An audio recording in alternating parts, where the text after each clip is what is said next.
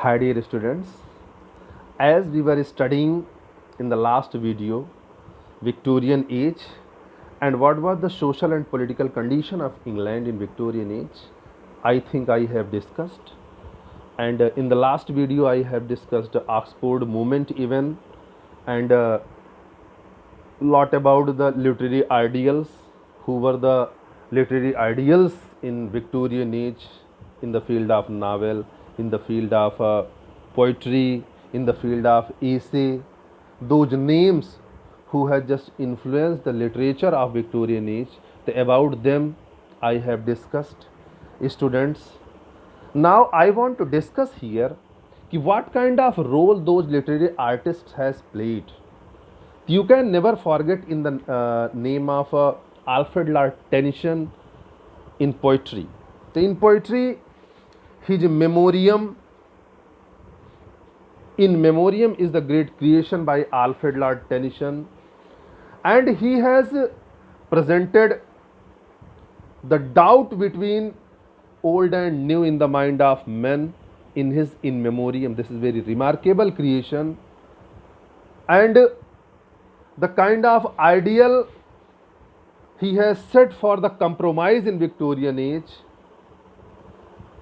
So in this part, his poem Passing of Arthur, his poem Ulysses, and also he has written an elegy on the death of his friend Arthur Hallam, very remarkable, that is Break, Break, Break, which is one hand giving the touch of pessimism and on the other hand this is giving the touch of optimism. So you must study in detail the poetic qualities of Alfred Lord Tennyson. He is a great optimistic stream belonging poet. And Robert Browning, you can never forget the name of Robert Browning. Robert Browning is also a great figure in the field of poetry. Ravi Ben Ezra, which is also giving you the optimistic stream of life, optimistic approach of life. And also another name uh, is yes, Matthew Arnold. Matthew Arnold is a great poet and critic also. He is known for his criticism also. Poetry is the criticism of life. You have studied, yes. And he is always pessimistic in his tone. His poems like Rugby Chapel, and you can never forget his poem Dover Beach, totally representing the pessimistic spirit of Victorian age. You must study this poem, which just describes the discontentment and hopelessness in the society of England in Victorian age. Dover Beach. The students, these are the poets, and Thomas Hardy is also, you should know that most of the students know that Thomas Hardy is a novelist. He is known for his novel, but actually Thomas Hardy has started his career as a poet and ended his career as a poet. In middle, he has written novels. So he is not only known for his novels but also for his poems. And in the field of novel, Charles Dickens, we can never, the approach of Charles Dickens, how he has just painted the picture of downtrodden class of society, the middle class of society, their struggle. And Oliver Twist, his great novel, there is a great series of his novels. Pickwick Papers, his first novel, which was earlier published before Victorian age actually. The impact of his Pickwick Papers, his great novel Oliver Twist, it has just described the picaresque quality of novel in it, and how the struggle for an orphan in the society and what is the condition of orphanages, what is the struggle for shelter houses, how difficult for an orphan in the society, what kind of difficulty an orphan faces. So these kinds of things he is known for to just describe in his novels. A Special Expectation. He's a great novelist. You should study him. And W.M. Thackeray, William Makepeace Thackeray. Actually, he is the rival of Charles Dickens. He has always a great competition with Charles Dickens. And William Makepeace Thackeray's Vanity Fair can never be forgotten, students. You can never forget two characters in Vanity Fair, Rebecca Sharp and Amelia Sedley. And as I have told you that the condition of women was very obscure in Victorian society, it has been described here. Only there were two groups of women in Victorian age. Either if women is higher, so then this is on highest level, and if the standard of woman is low, so this is on the lowest level. If here I want to add that there were two categories of women in Victorian age: angel and monstrous. If woman is, so either she is angel, means best quality, or she is in worst quality. So in the novel of William Makepeace Thackeray, Vanity Fair, Rebecca Sharp is presented here as the lowest class of society as a woman, and Amelia Sedley was belonging to highest class of society. But one thing about this, that Amelia Sedley was also though belonging to higher class of society, but the kind of limitation a woman has, she is a slave of male class of society. She is good only when she is following the orders of her husband. She cannot go against the male orientation. She is good only she is worshipping her husband, Pati Parmeshwar. Means I want to say that no feminism was there actually. No feminism. So, students, you must read him also. Thomas Hardy, already you have studied Thomas Hardy for his pessimistic novels. As Browning has said, God is in heaven and everything is right with the world. So just opposite, Hardy has written, God is not in heaven and everything is wrong with the world. Nothing is right with the world. Means he is totally pessimistic in his approach. So his pessimistic novels like Mayor of Casterbridge, Tess of D'Urberville, and another very important novel what you have studied, yes, Far From Madding Crowd, yes, Gabriel Oak, Bathsheba, Bold, Triangle Love Story, and kind of pessimistic approach he has presented there. The kind of Hardy's philosophy you have studied earlier. In detail, I will make a separate video on Thomas Hardy. So these novelists has influenced this age very much, and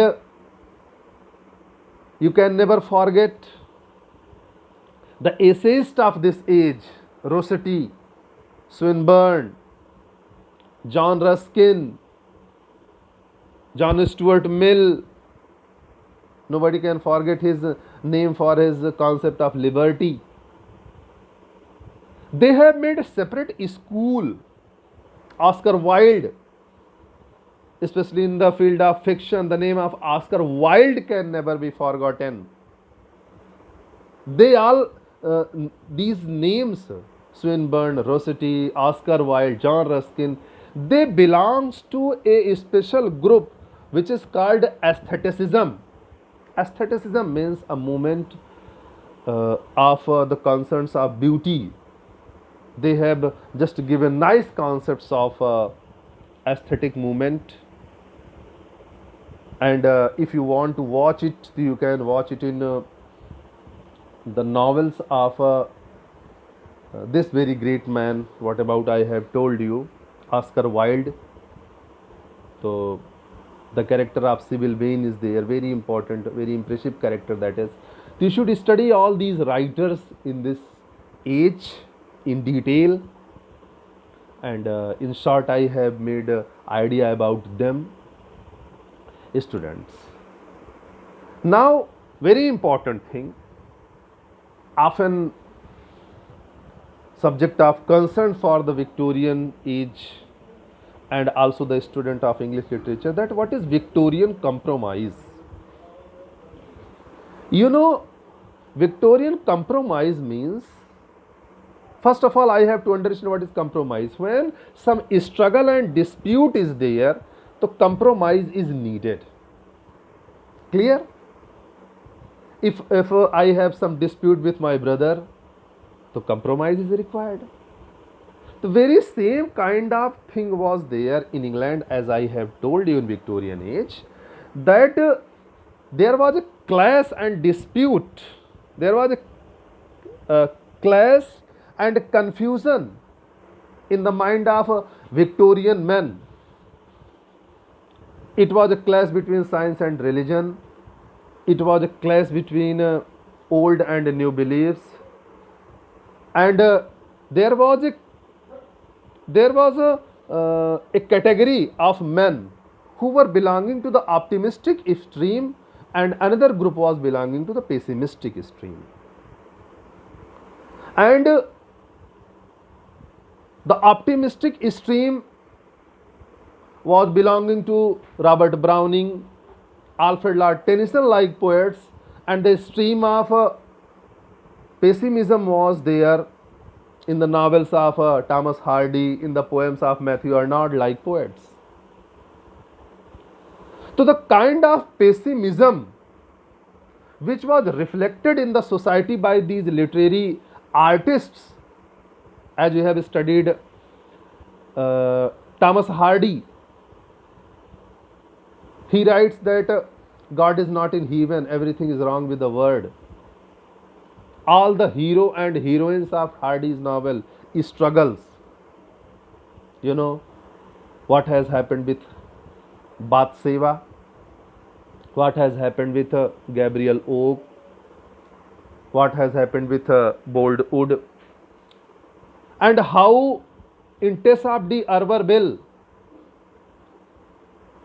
how the destiny of Tess of D'Urberville was there, what kind of struggle she has faced. She was raped by Alec, and again she was played like a doll in the hands of Angel Clare, and how her life comes to an end. And in his poems, Thomas Hardy has given the philosophy of fate and chance. He has rejected the concept that karmande vadhikare ma phaleshu kadachan. He has denied the philosophy of karma. Karma is everything. He says no, karma is nothing. Fate is everything. Chance is everything. What wrong Tess of D'Urberville has done? She has done nothing wrong. But what was its result? She was convicted in the end. What wrong Gabriel Oak has done? What wrong the Susan Mayor of Castor Ridge has done? The kind of ultimate final end she got. What wrong she has done? So this is only because of the cruelty of God. So this kind of pessimism, the pessimistic approach is just spread in the philosophy of Hardy.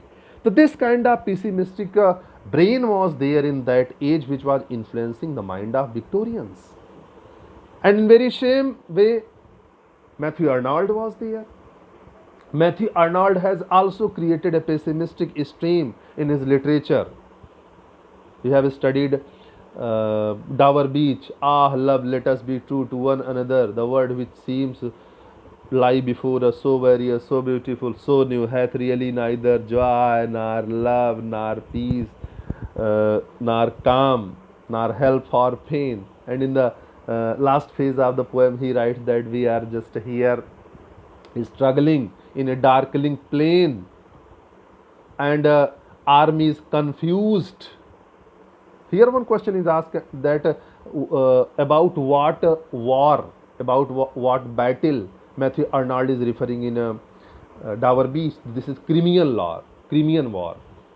the war which was going on during that period in Crimea. Crimea as a country. About that, the kind of pessimistic approach he has given in his poems, and also the same kind of pessimistic vision he has presented in his elegies, like in Rugby Chapel, and so many other elegies he has written. So in his elegies, he has just given this kind of pessimistic approach, students. And also Alfred Lord Tennyson, what kind of pessimistic approach, what kind of negativity he has about women. As I have told you in the last video, man for the field, woman for the hearth, man for the sword, needle sea, man to command and woman to obey. This kind man to command and woman to obey, means man is for the order and woman is to obey, worship Pati Dev.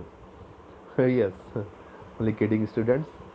So this kind of negativity and pessimistic approach was just developed in the society by the literary artist, and also this was the representation of the society. Actually, literature is a mirror of society. So actually these poets were not only pessimists, but also this was the reflection of the society, what they have just formed in their literature. So this pessimism was tried to be replaced. It was needed to compromise. So for this compromise, Alfred Lord Tennyson and Browning, like literary artists, has tried to give to optimistic approach. Tennyson and Browning especially, they have started a new stream of optimistic ideas, positive ideas, to just neutralize this pessimistic stream of Victorian age. They have started giving optimistic ideals. You have studied Robert Browning's Philippi. In his this creation, he has given a great optimistic vision that strict morality can never be followed. I say that morality is right, but strict morality can never be followed. Old beliefs should be followed, and they must be adapted according to the new concepts and new practices of the society. A Phara who is living in certain ideals, he is compelled to follow certain ideals. So he is not only a Phara but also a man. So manliness and man's concerns, man's thought must come in his mind. So all these things he has described, and also he tries to just make optimistic approach against Hardy, when Hardy has written, God is not in heaven, everything is wrong with the world. In opposite, earlier Browning's vision was this, that God is in heaven and everything is right with the world, means nothing is wrong. When the man of the England in Victorian age was very confused, everything is going wrong in the society. Our ideals, our religion, our church authorities, our beliefs are being replaced by scientific, everything is going here and where. Everything is going to be sixes and sevens, means everything, our real identity is being destroyed. So he says that God is in heaven, God is there, don't worry about. He is not being replaced by our scientists. Scientists will never become the God. The God is in heaven and everything is right with the world. This is the demand of the society, this is the demand of the time. This is the law of nature. Change is the law of nature, as you know. So he has tried. And you have studied his Prospice. Fear fog, fear death, that I feel fog in my throat. I was even a fighter, so one fight more. The best and the last. You have studied in Prospice. Very nice. Very to look forward. Why are you bothered about your past? Why are you bothered about your religion? Why are you bothered about your old beliefs? whatever is coming before you, you must hug it, you must embrace it, you must accept it.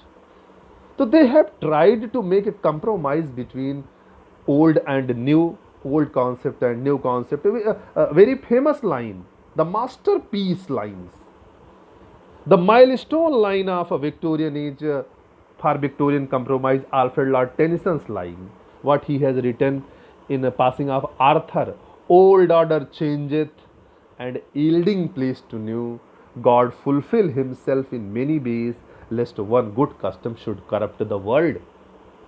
The students, in this way, he has tried to make men understand that this is the law of nature, that old things are replaced by new. Everything is replaced for the new. This is the system of nature, this is the system of the universe, that old order changes, although they are correct. Because in the further lines of this poem, he writes that old order changes and yielding place to God fulfill himself. Now, very minute point is here. God fulfill himself in many ways. Means whatever is here you are watching in the form of science, actually this is the consent, this is the order of God. This is because of God. If God don't want, there is no science. Means he is trying to say that accept science. This is also from religion. God fulfill himself in many ways, lest one good custom should corrupt the. He says that old is, I accept that old is correct, but